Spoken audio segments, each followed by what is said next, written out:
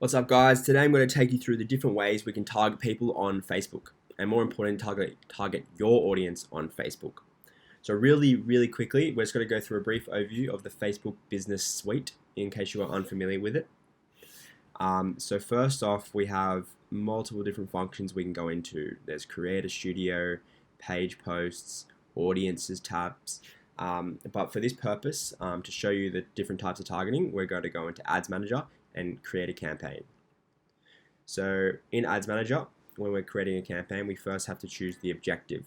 Now for this purpose, I'm just going to choose conversions to be quick and get to the targeting options. So over here on the left, we have a drop down of the journey when creating a campaign on Facebook. So it takes you through the different steps, so you can kind of skip to whichever step you'd like. For this one, we're going to skip to audiences. So first off, we're going to go through geographic targeting. So we can target different countries, obviously, but in those we can then target different states or counties, whatever, and then we can target different suburbs or postcodes. So I'll just give you a really quick example. Right now we're targeting Australia. Now, what if my local business is only in Sydney and I only want to target people in Sydney? We can really simply, just type up Sydney. There'll be a drop down, select that, and it will get rid of Australia and just select Sydney.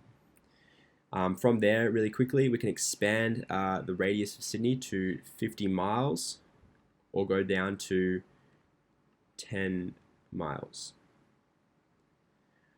Now, what if Sydney is too big? What if I don't want to spend my marketing dollars on reaching people in Hornsby or in Parramatta? I only want to reach people in Balgowlah. What we can do here is click X, type in your suburb, Balgowlah for instance, and simple as that again. What if I know only the postcode and I don't know the suburb? I can type in 2093 for instance. You may have to type in the postcode sometimes if it doesn't recognize it. Simple as that. From there, we can again expand it all the way up to 50 or even go down to 1 mile in the suburb instance.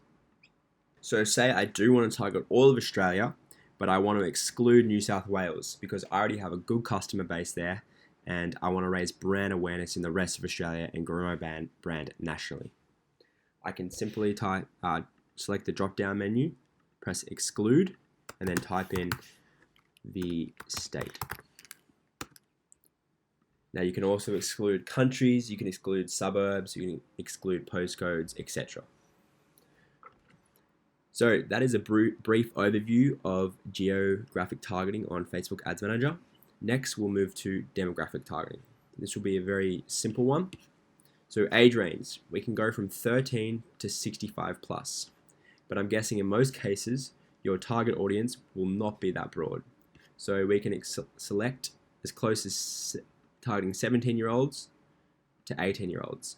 I wouldn't suggest this because the audience size will be quite small, but whatever your target audience age is, select from there to there. Next is gender. We can target all genders at once, or we can target just men and just women. We can then go to language and type in appropriate languages to target whoever our audience is. From demographic targeting, then is interest targeting and detail targeting. So here we can go super granular. But for instance, I'll just show you a simple version of I'm a gym and I want to target people interested in fitness and health. I can simply type up fitness and select all the drop downs. Now you don't want to go too granular. I was just at a Facebook conference the other day and they said keep your targeting very broad because the Facebook algorithm, even if you haven't put interests in there, will start to find people who are more likely to interact with your posts. Facebook want people to have a great experience on Facebook and want to show relevant content.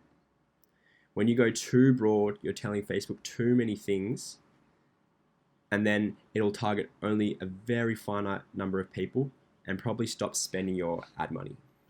So from here, we can also go to suggestions, and it'll give you suggestions from your interest that you typed in before. And you can also go browse and go through the different demographic categories Facebook has set up for us, and interests, and then behaviors. I would suggest setting up a Facebook business account and an ads manager and going through these because it goes super, super deep. For instance, I can type up, also I can target online shoppers, and Facebook knows people who are more likely to shop online. I can type up engaged shoppers, and these people, see how it's under the behaviors category. Facebook has put these people into a bucket, and know that these types of people you're targeting are more engaged shoppers and are more likely to click on your ad and actually purchase something compared to other people on Facebook.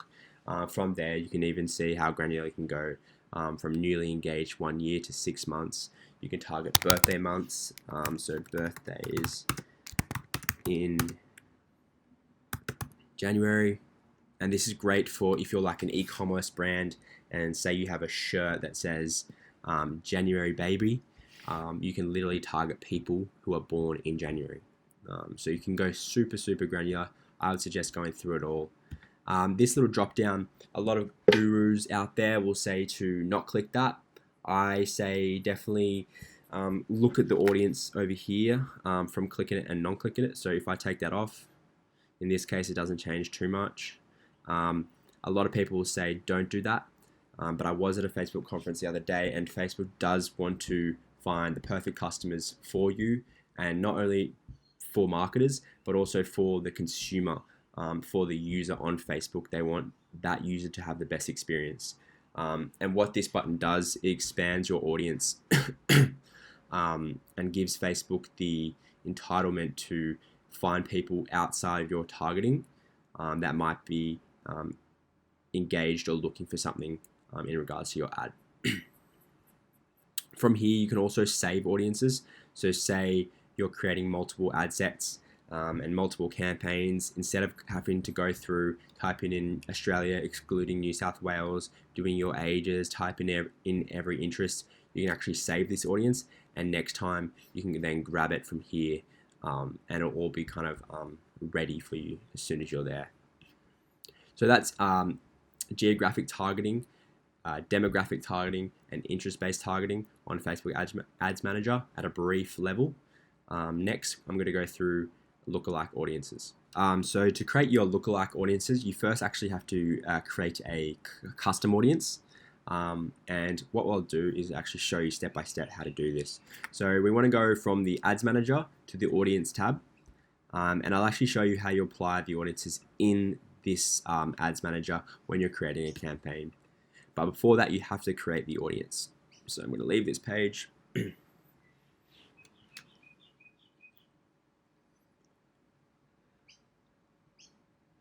So lookalike audiences go quite deep. For this purpose, I'm actually going to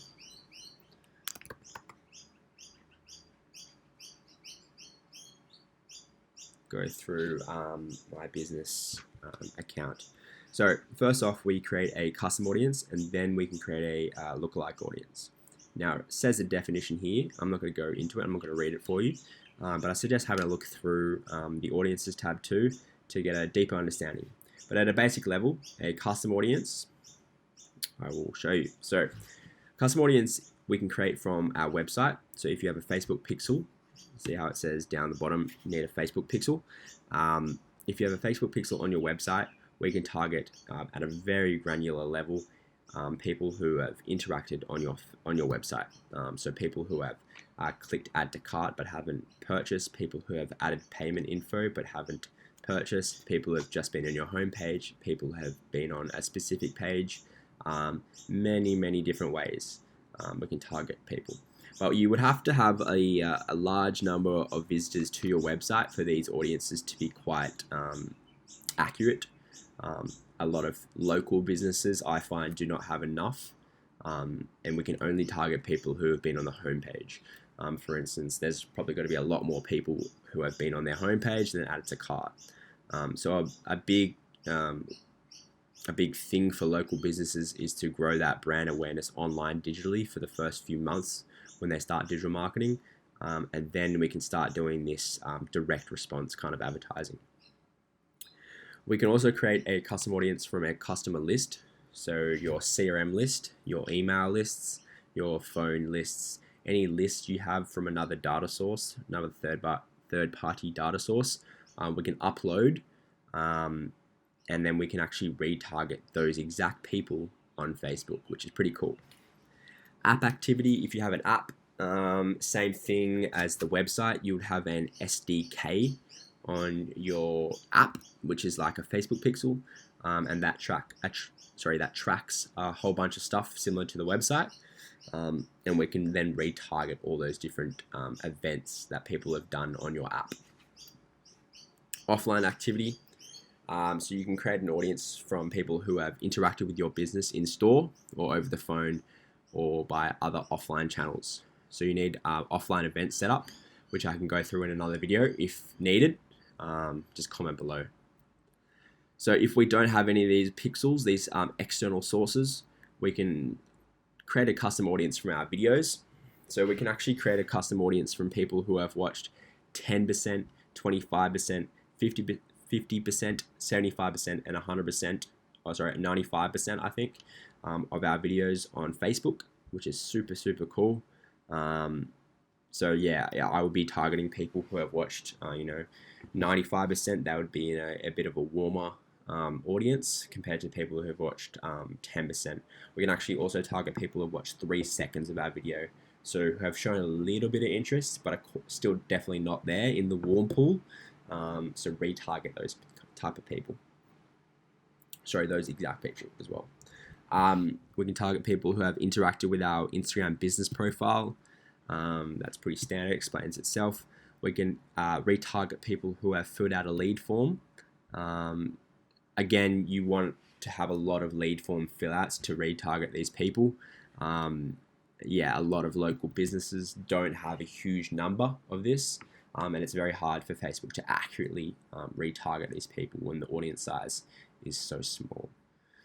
We can go through events and retarget different events people have had on your Facebook page. So if you've hosted a, say, live Q&A or a PR event, and people have interacted on Facebook and have liked the event or have shown interest in the event, we can actually retarget those people.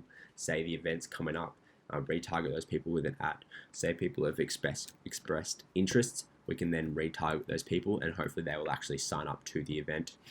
We can retarget people who have been on instant experience, which is a type of ad. We can go through that in another video. And then again, we can retarget people who have been on our Facebook page, liked it, etc. So for this instance, I'm going to use website. So we're going to create a real simple website audience because I have the pixel on my website. Really quickly, we can go all website visitors. I would always suggest for a small to medium-sized business to do the past 180 days, as your online audience might be a bit too small in the last 30 days. But we can go from 180 days is the max to 10 days to even the past day. So we can go very, very granular. But a lot of local businesses in the past day, the audience size will not be big enough. So I would suggest 180 days. So we can target all website visitors, or we can drop down this little tab and we can target people who have visited specific sites. And then, so what you do here, you get the URL from your website and paste it in here. So say it was add to cart, it'd be say shirts / add to cart. Go to your website, paste it here. Or you can do doesn't contain, or equals. And then here again, you can also not only put the URL, but you can do from your events. Here we can name our audience, and that's pretty much it. You can also exclude over here and include different types of URLs, etc. So I will not make one right now because I've already made a couple. So say online audience, so we've made our custom audience. I then want to make a lookalike audience. So from here, I simply tick the box. I then click these 3 buttons and I create lookalike audience. What is a lookalike audience? So Facebook will take these website visitors. So this is an audience I've created for all website visitors in the past 180 days. Facebook will take this audience, right? You type in your country, Australia. Facebook will take this audience and find people who are either very similar, which is 1%, or very broad. So they have a few similarities to this website audience, but not a huge amount. So this would be more of a brand awareness campaign at 10%, because you're targeting people who are similar-ish to the people who have already liked your business, but still quite broad. Of course, that audience size will be a lot bigger, which is great for targeting, but we can go down all the way to 1%, and Facebook will find people who are very, very similar to your custom audience, to people who have interacted with your website before and who have shown interest. So this is extremely powerful, because Facebook's finding these new customers, right, that already have traits similar to your current customers, are much more likely to buy from you than if you would just target, the whole of New South Wales and no different targeting. So that's pretty much it. So say I create this audience, it'll name it for me, and you can see here it's loaded. It takes a bit of time to populate, but yeah, that's it. So that's how you create a custom audience and a lookalike audience, guys. If that didn't make too much sense, comment below, and I can go into more depth. Comment below if you want more depth on creating a custom audience and all the different tabs we can kind of choose from. Thank you.